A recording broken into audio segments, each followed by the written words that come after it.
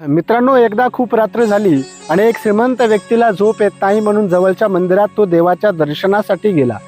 तो देवाचं दर्शन करत असताना त्याच्या बाजूला एक माणूस उभा होता, जो फार दुःखी आणि घाबरलेला होता. मनामध्ये भगवंताला रडून काहीतरी मागत होता.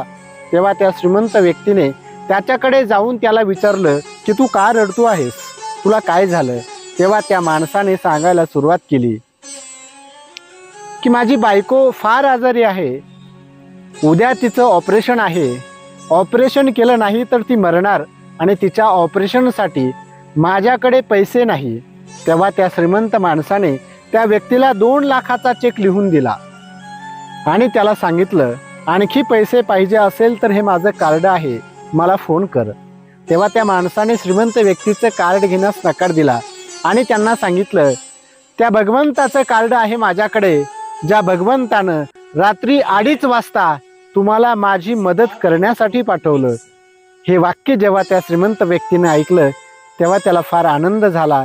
म्हणून म्हणतात की जाको राखे सैया मार सखे ना कोई, बाल न बाका कर सके सब जग बैरी होय. रामकृष्ण हरी.